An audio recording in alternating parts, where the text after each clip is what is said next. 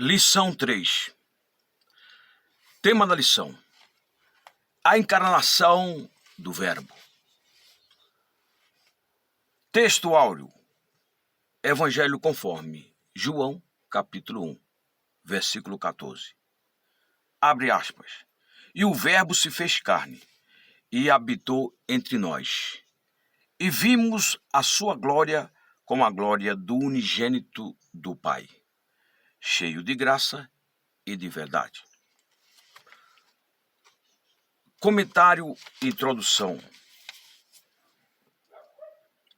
Vamos começar a apologética cristológica no presente trimestre com o tema A Encarnação de Jesus, uma doutrina sobre a humanidade de Cristo.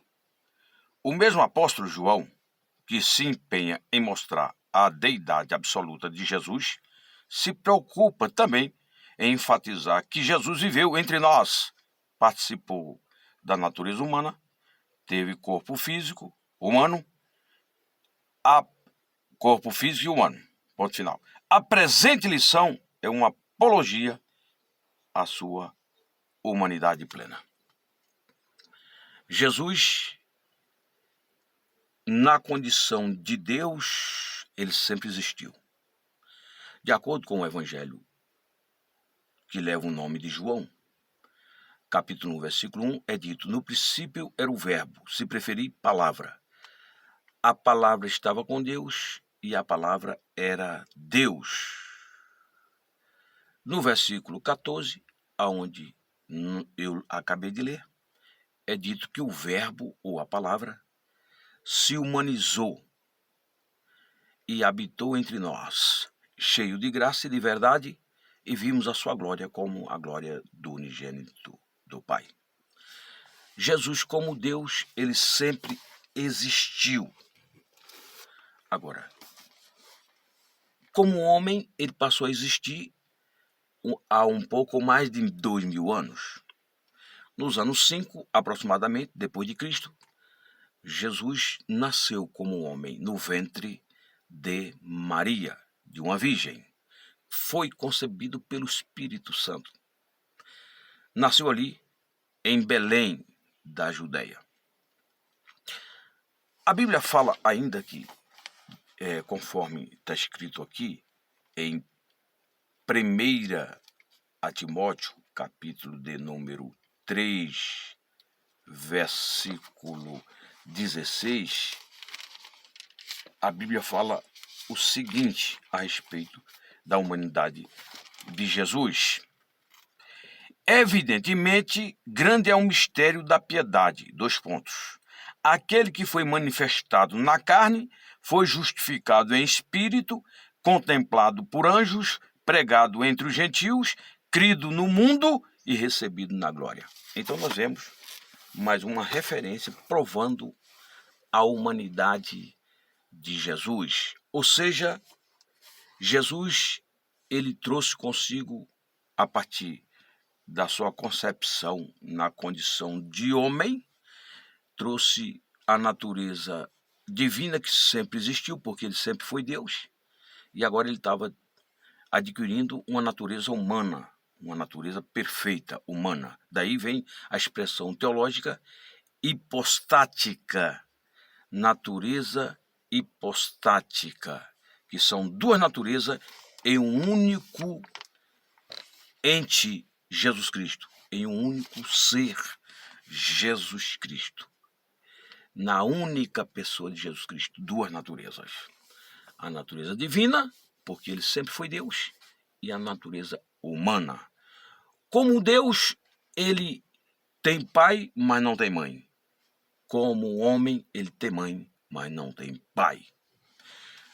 O João Batista, certa feita, disse o seguinte, que Jesus era antes dele. E nós sabemos que, como homem, Jesus era mais novo do que João Batista, 6 meses. Mas como Deus, ele já existia antes do João Batista. Aliás, a Bíblia fala também, em João, capítulo 8, versículo 58, Jesus, certa feita, disse para os religiosos daquela época. Antes de Abraão existir, eu sou. E a expressão eu sou está em conexão com 3 do Êxodo, aonde Deus se identificou para o Moisés como sendo o eu sou. Quando foi ali para Deus enviar Moisés ao Egito para reivindicar a saída do povo hebreu do cativeiro egípcio. Aí o Moisés perguntou, qual o teu nome para eu poder me apresentar ali diante de Faraó e falar em nome de quem eu estou reivindicando a saída dos hebreus. Aí Deus então, naquela sarça ardente, respondeu para Abraão, ou melhor, para Moisés, diga para o Faraó que eu sou, enviou a vós outros. Então, Jesus, ele se identificou como sendo o próprio Deus, aquele que sempre existiu, como Deus. Como homem, ele teve um começo.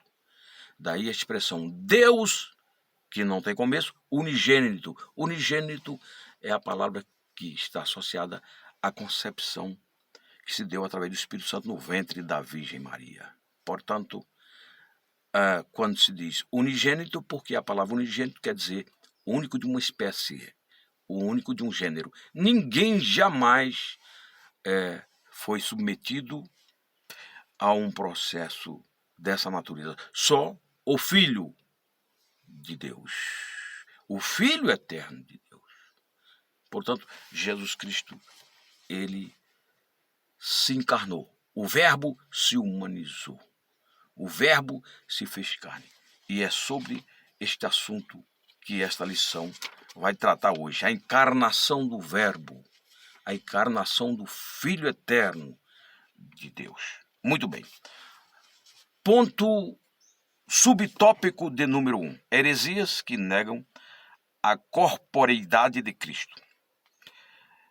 Ponto 1. O que é docetismo?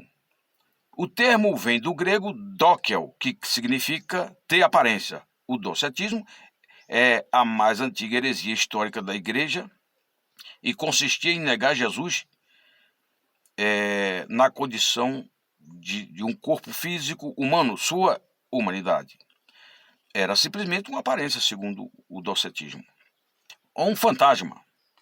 Então, essa heresia negava que Jesus tivesse sido encarnado, ou seja, que o Verbo tivesse encarnado, que Jesus fosse, de fato, uma pessoa física, literalmente falando, um homem ali, um homem como outro qualquer, porém perfeito, um homem que nunca pecou, o santo de Deus. O docetismo negava. Mas hoje não é diferente. Existem heresias atuais que são semelhantes a essas daquela época, que continuam defendendo esse tipo de engano, afirmando que Jesus não tinha um corpo físico. Jesus era apenas um espírito perfeito, mas que não tinha o corpo físico. Nós precisamos estar atentos para combatermos esses falsos ensinamentos.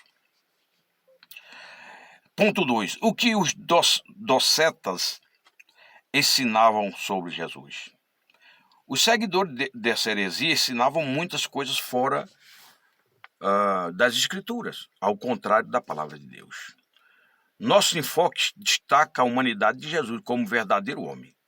Lucas descreve um começo muito humano.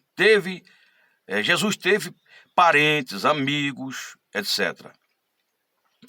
Eu quero ler aqui uma passagem muito importante, antes de dar sequência aqui no terceiro ponto, que se encontra em Lucas 2, versículo 51. Lucas 2, 51, muito importante essa passagem, onde diz-nos o seguinte, 2, 51 e 52, é isso mesmo, 52. E crescia Jesus em sabedoria, estatura e graça, diante de Deus e dos homens. Jesus crescia em sabedoria, crescimento intelectual. Crescia estatura, crescimento físico, e graça diante de Deus, crescimento espiritual, e diante dos homens, crescimento social.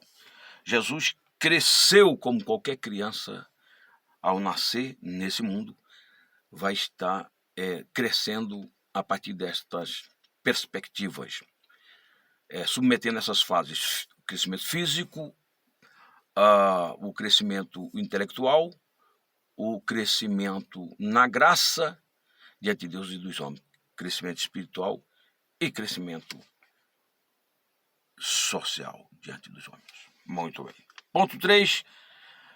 O que os principais docetas diziam sobre Jesus? 3 dos principais heresiarcas negavam que Jesus Cristo tivesse vindo em carne. O nome deles é Cerinto, tem outro aqui, que é o tal do Marciano, né? e Saturnino. São 3 heresiásticas. São 3 heresiarcas. Os caras que eram os principais defensores dessa heresia, que negavam a encarnação de Jesus Cristo. Inclusive o Marcião era um daqueles que defendia o gnosticismo. O gnosticismo é aqueles que defendem a salvação a partir do conhecimento. Você tem que conhecer, conhecer profundamente as Escrituras para poder ser salvo. A Bíblia ensina diferente. Ensina-nos que a fé é que nos torna salvo em resposta à graça de Deus. Depois que você exerce fé e é salvo, você agora vai conhecer. Ou seja, a fé precede o conhecimento, não é o conhecimento que precede a fé. Por isso que a Bíblia fala, através de Jesus Cristo, quando Jesus ali ressuscitou Lázaro, ele disse: se creres, verás a glória de Deus. Então, quando a pessoa crê, ele já começa a enxergar o agir de Deus na vida dela. Então, nós cremos para ser salvo. Uma vez salvo, agora nós vamos conhecer, como diria Pedro, 2 de Pedro 3,18, cresçamos, antes crescei na graça e no conhecimento de nosso Senhor Jesus Cristo. Depois que você conhece, você é salvo, você agora vai crescer na graça e no conhecimento do nosso Senhor Jesus Cristo. Vamos aqui então a mais um tópico, que é o tópico de número 2. O tema o subtema, a afirmação apostólica da corporeidade de Jesus. O que era desde o princípio? Ponto 1. O que era desde o princípio? De acordo com João, capítulo 1 e versículo 1, o Evangelho conforme João. No princípio era o Verbo estava com Deus e o Verbo era Deus. Muito bem. Os evangelhos de Mateus, Marcos, Lucas, denominados de evangelhos sinóticos que se parecem muito, não são iguais, mas são semelhantes. Daí esses 3 evangelhos, Mateus, Marcos e Lucas, serem denominados de sinóticos. Vamos lá. Eles apresentam Jesus, né, em seus aspectos humanos, ao passo que João enfoca o aspecto divino. Os 3 evangelhos expõem Jesus exteriormente, ao passo que João revela interiormente. Pode-se dizer que o evangelho de João é uma interpretação de Jesus. A expressão "o que era desde o princípio" é uma reiteração daquilo que o apóstolo afirma na introdução do evangelho que leva o seu nome. O princípio era o Verbo estava com Deus e o Verbo era Deus. Isso significa que o Verbo já existia mesmo antes da criação. Gênesis 1:1. No princípio criou Deus os céus e a terra. Há quem diga que o princípio ali do Gênesis 1:1, onde é dito, no princípio criou Deus os céus e a terra, não é o mesmo princípio que diz, no princípio era o Verbo estava com Deus, o Verbo era Deus. O princípio que diz que Deus criou os céus e a terra foi o princípio quando Deus criou o mundo físico, o mundo real. Agora, o princípio que diz que no princípio era o Verbo, ali, aquele princípio diz respeito à eternidade. Muito bem. Mas João nunca pode ser visto. Aí diz assim, mas João nunca perde a vista que o Verbo se fez carne. Não se contenta apenas com isso, mas apresenta detalhes importantes, e é que o Verbo não somente se fez carne, para não deixar dúvida alguma, o João continua e diz, habitou entre nós, mas também foi visto pelas pessoas. Então Jesus não apenas ele se encarnou, mas ele foi visto, viveu entre as pessoas, nasceu como qualquer criança, cresceu ali. A Bíblia diz que aos 12 anos ele discutia entre os doutores da lei, questionava e respondia e deixava todos admirados com a sua sabedoria, ali no templo em Jerusalém. Jesus chorou, Jesus teve fome, teve sede, Jesus dormiu, Jesus foi morto, mas ressuscitado ao terceiro dia. Muito bem. Outra coisa a respeito dos evangelhos interessante é que o Mateus foi escrito no primeiro momento para os judeus, Marcos para os romanos, Lucas para os gregos e João, no primeiro momento, para a igreja de Jesus Cristo. E os 4 evangelhos, em última instância, foram escritos para todos nós e para toda a humanidade. O maior legado deixado por Deus para toda a humanidade, não somente o Novo Testamento, mas a Bíblia como um todo. Muito bem. Ponto 2. A reafirmação apostólica. O apóstolo reitera o que afirma na introdução do Evangelho. O que vimos com nossos olhos e o que temos contemplado, nossas mãos tocaram na palavra da vida. Isso pode parecer até uma redundância. Vimos com os nossos olhos, mas o propósito é mostrar com muita ênfase, sem deixar dúvida alguma, que o Senhor Jesus veio em carne ao mundo e que pode ser tocado pelos que com ele conviveram. João 20, 27, quando o Tomé tocou, Jesus falou: vede que sou eu, Tomé. E Tomé tocou e disse: meu Senhor e meu Deus. Fez essa declaração, né, expressando adoração a Jesus Cristo na condição do Deus encarnado, do Deus que se fez homem. Veja que a presença do nome Pilatos no credo dos apostólicos o posiciona nos acontecimentos passados. Ele sofreu sob Pôncio Pilato, ou seja, padeceu na mão de um personagem histórico. Logo, o Senhor Jesus só pode também ser alguém da história. Jesus também é um cidadão, um homem, né, que ficou registrado na história e muitos historiadores escreveram e fizeram referência a ele. E o fato do credo apostólico fazer menção de Pilatos comprova que Jesus foi um ente histórico, uma vez que Pilatos ele está registrado nos livros de história, né? E não tem como negar. Portanto, Jesus foi de fato alguém que esteve ali na Palestina há mais de 2000 anos atrás, nas estradas poeirentas daquela região da Palestina. Muito bem. Então, Jesus, como homem, esteve ali, de fato, nasceu em Belém da Judéia, se criou em Nazaré e esteve durante alguns dias em Jerusalém, foi algumas vezes em festas tradicionais lá em Jerusalém, foi morto ali na cidade de Jerusalém.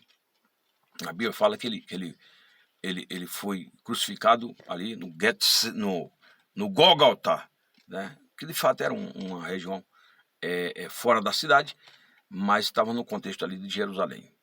Mas a cidade principal, religiosamente falando, naquela época. E continua sendo a cidade principal hoje. A cidade principal, sob o ponto de vista religioso, é Jerusalém, até hoje. Existe Tel Aviv, que é uma nova cidade, porém Tel Aviv é uma cidade importante sob o ponto de vista político, mas religioso continua ainda sendo Jerusalém. Muito bem. Ponto 3. Uma crença herética. João viveu nos seus últimos dias na cidade de Éfeso, que era a cidade de Cerinto, o Doceta. Os escritos do apóstolo João e o Evangelho, as epístolas e as suas 3 epístolas, também o livro do Apocalipse, foram produzidos na última década do primeiro século. Nesta época, o docetismo já se difundia entre os cristãos. Por isso, o apóstolo esclarece, e de maneira direta, que todo aquele que nega que Jesus veio em carne não é de Deus. Veja a gravidade dessa heresia, pois se Jesus não tivesse corpo físico real, ele também não morreu. E se não morreu, também não ressuscitou. Se não ressuscitou, logo não há esperança de salvação. 1 Coríntios 5, ou melhor, 15, versículo 1, versículo 3, 17, também o versículo 18. Por essa razão, o apóstolo João foi contundente contra os docetas, os expoentes de tal crença chamada de enganadores. 2 de João, versículo 7. 2 de João só tem um capítulo. Muito bem. Então, o João ele foi muito claro em dizer que negar que Jesus veio em carne está sendo movido por um espírito anticristão. Ou seja, aqueles que negavam naquele tempo, João já os definia, já os classificavam como sendo anticristos. Hoje não é diferente. Todos aqueles que negam que Jesus veio em carne, aqueles que negam que Jesus se humanizou, que Deus se fez homem, está sendo influenciado pelo espírito do diabo, o espírito do anticristo do nosso tempo. Vamos aqui, para finalizar, terceiro tópico, onde é dito o seguinte: como essas heresias se revelam hoje? Quanto ao nascimento virginal de Jesus, ponto 1. Há movimentos que negam o nascimento virginal de Jesus, como os mórmonos, a Igreja da Unificação, e ensinos que ele não foi gerado, ensinam que ele, Jesus Cristo, não foi gerado pelo Espírito Santo. Negar a concepção, o nascimento virginal de Jesus, é uma das marcas desses movimentos.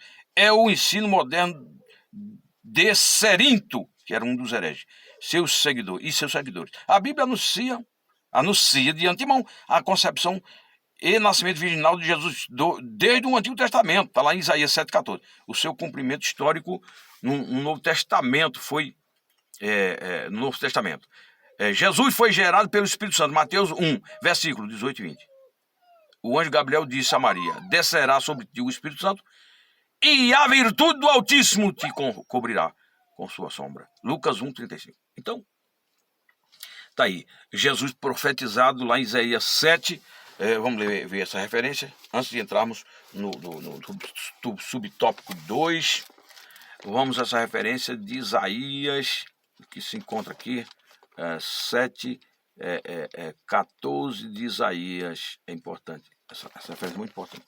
E teve seu cumprimento no Novo Testamento, né? 7,14 diz o seguinte, olha só: portanto o Senhor mesmo vos dará um sinal, eis que uma virgem conceberá e dará à luz um filho, e lhe chamará Emanuel. Versículo 15: ele comerá manteiga e mel, quando souber desprezar o mal e escolher o bem. Jesus nasceu como uma criancinha. Houve uma época que Jesus não sabia nem distinguir entre bem e mal. Era uma criancinha, um bebezinho. E a comida dele, alguém falou que até a comida Deus descreveu, que era mel, né? Leite e mel. Leite e mel era a papinha de Jesus. E essa palavra teve seu cumprimento no Novo Testamento. Jesus foi crescendo. Quando chegou a faixa etária da sua consciência, certamente a partir dos 6, 7 anos, Jesus passou então a distinguir entre certo e errado, bem e mal, e a partir daí Jesus foi irrepreensivelmente um homem santo, né, de forma plena, total. Jesus não pecou. A Bíblia fala que ele sequer cometeu um engano com seus lábios. Jesus foi de fato um santo pleno, do princípio ao fim, quando ele passou a distinguir entre bem e mal até o fim da sua vida. É claro que Jesus teria que ser perfeito na condição de um homem, né? A exemplo do Adão, quando Deus formou o Adão era perfeito. Jesus teria que ser perfeito para poder se sacrificar como um sacrifício perfeito em favor da salvação daqueles que viessem a crer. Deus só aceitaria um sacrifício perfeito por conta do dano provocado pelos nossos primeiros pais. Quando pecaram, eles feriram o caráter moral de Deus, infringindo as suas leis. Então Jesus teria que ser um sacrifício perfeito e eterno, porque ele é Deus. Por isso que o sacrifício tem validade eterna. E aqueles que creem nele, eles terão como resultado vida eterna. Os que rejeitarem, infelizmente, serão condenados também eternamente. Infelizmente, misericórdia. Muito bem. Na sequência aqui, agora lendo o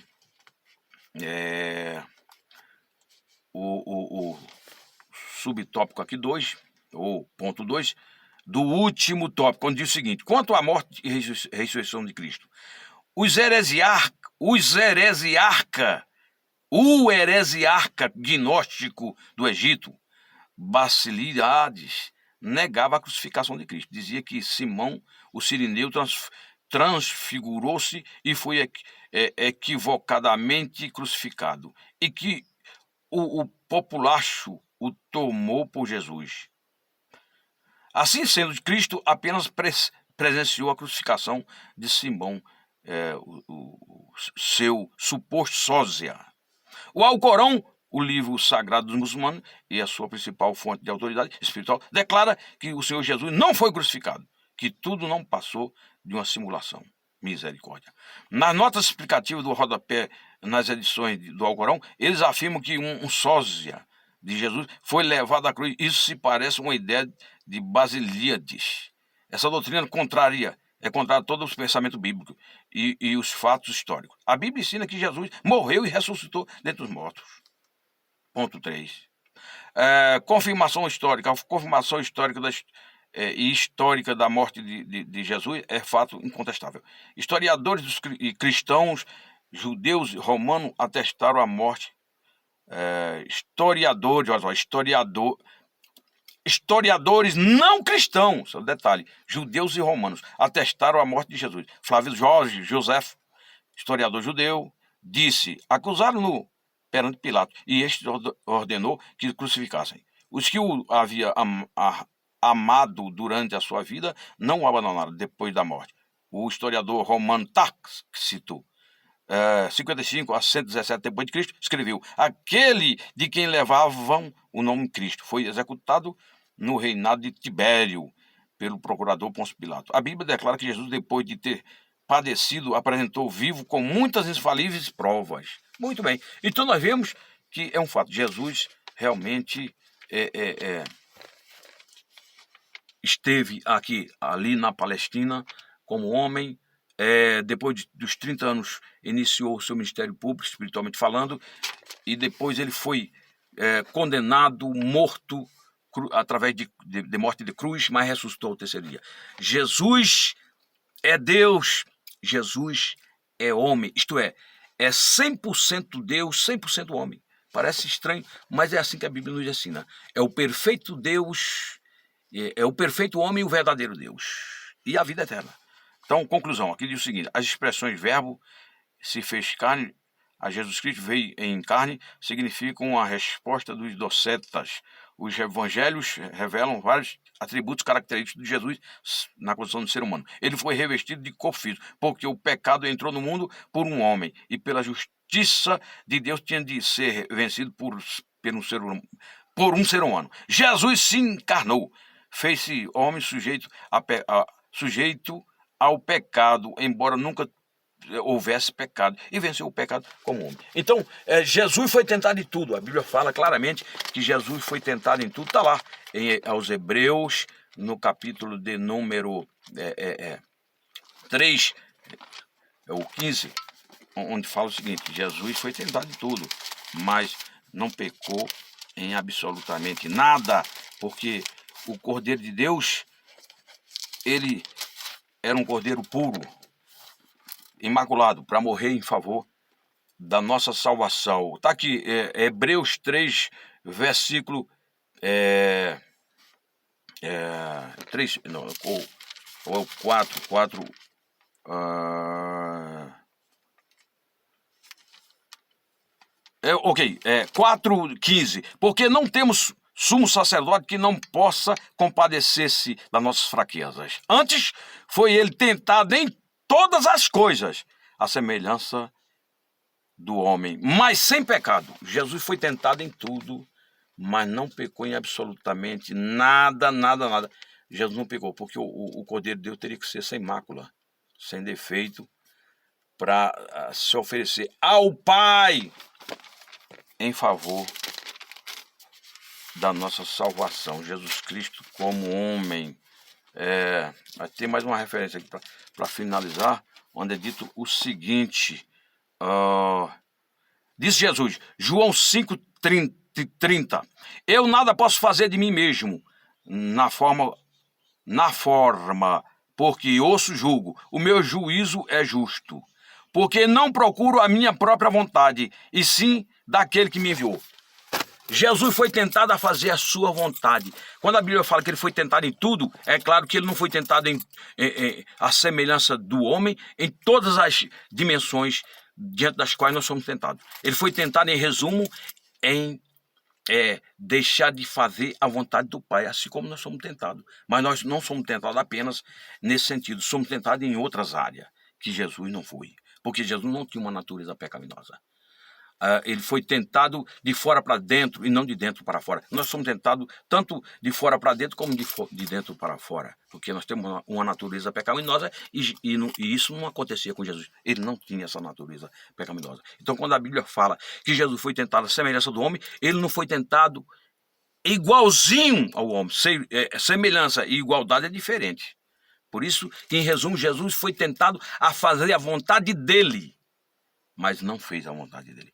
Fez a vontade do Pai, que de acordo com Romanos 12:2 é boa, agradável e perfeita, e nós somos motivados e exortados a fazer também a sua vontade. Assim diria Jesus, né, quando nos ensinou ali, dando o seu exemplo ali, quando morria, quando era crucificado, e antes de ser crucificado no Getsemane, quando ele orava ao Pai, dizia: Pai, se possível for, passa de mim este cálice. Todavia, não faça a minha vontade, mas a tua. Deus nos abençoe em nome de Jesus. Se foi importante para você esse conteúdo, aproveita para se inscrever no canal e vamos juntos evangelizar o mundo. Amém.